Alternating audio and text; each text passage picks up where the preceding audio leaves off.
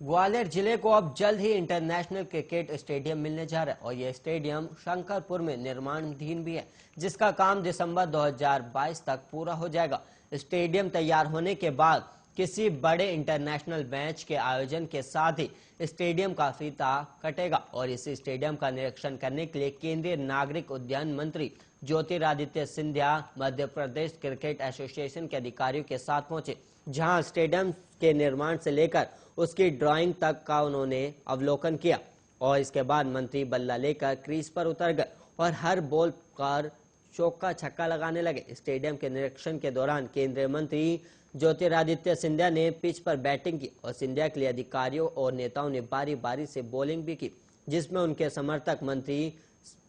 सिंह तोमर और तुलसी सिलावट भी मौजूद रहे। केंद्रीय मंत्री सिंधिया करीब 20 मिनट तक पिच पर पसीना बहाते रहे और इस दौरान बॉलिंग में हाथ आजमाने के लिए पुलिस के बड़े अधिकारियों से लेकर प्रशासनिक अधिकारी तक पीछे नहीं रहे और करीब 60 बीघे में बन रहे इस इंटरनेशनल स्टेडियम में रोजाना 200 से 250 लेवल की मदद से अत्याधुनिक मशीनों के साथ तेजी से काम भी चल रहा है और स्टेडियम में सभी साउथ ईस्ट के बगल से ब्लॉक बनना शुरू हो गए और बीसीसीआई इनवाइट के साथ स्टेडियम में कुल 32 बॉक्स तैयार होंगे और इनमें बैठने वाले दर्शकों की संख्या लगभग 285 के आसपास रहेगी और इसके साथ ही इंटरनेशनल क्रिकेट स्टेडियम में कुल 48,595 दर्शक क्रिकेट का लुत्फ उठा सकेंगे।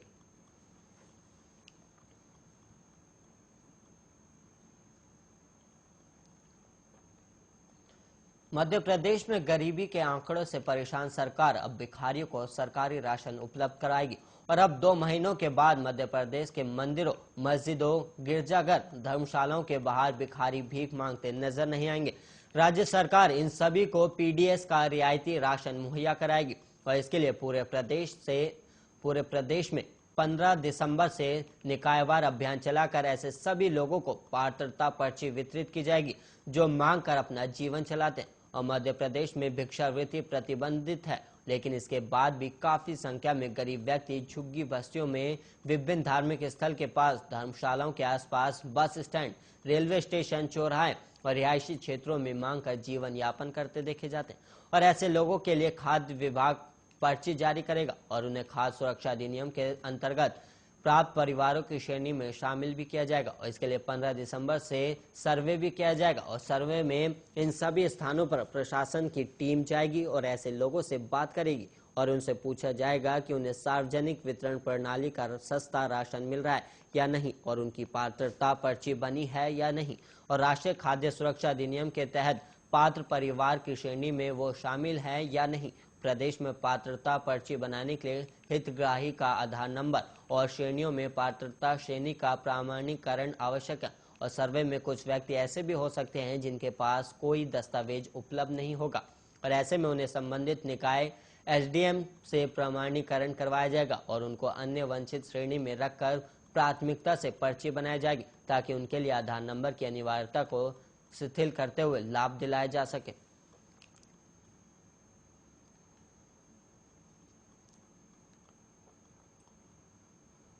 कांकेर के बहसालाबाद एसएसबी कैंप के पास नक्सलियों ने आईईडी ब्लास्ट किया और सभी जवान सुरक्षित भी बताए जा रहे हैं। अंतागढ़ एसडीओपी अमर सिद्धार ने पुष्टि भी की और एक के बाद एक 2 सीरियल आईईडी ब्लास्ट हुए जिससे वहां हड़कंप मच गया और पहला ब्लास्ट सेंद्री बहार नाला और दूसरा सूखा नाले के पास हुआ और वहीं आईईडी ब्लास्ट की जानकारी सुरक्षा बलों के आला अधिकारियों को मिल गई है और मौके का मुआयना करने के लिए एसडीओपी समेत एसएसबी अधिकारी रवाना भी हो गए और जानकारी के मुताबिक रावघाट परियोजना के तहत रेलवे ट्रैक निर्माण के सुरक्षा में जवान तैनात हैं और नक्सलियों ने रावघाट में रेल ट्रैक निर्माण कार्य को निशाना बनाने के लिए सीरियल ब्लास्ट किया और नक्सली इस कार्य की सुरक्षा में लगे जवानों को निशाना बनाने चाहते थे और वहीं गनीमत रही कि इस ब्लास्ट में जवानों को किसी तरह का कोई नुकसान नहीं पहुंचा। रावघाट परियोजना के तहत चल रहे रेलवे ट्रैक निर्माण कार्य की सुरक्षा में एसएसबी के जवान लगे हुए और जवानों की टुकड़ी निर्माण कार्य को सुरक्षा देने निकली थी और इस दौरान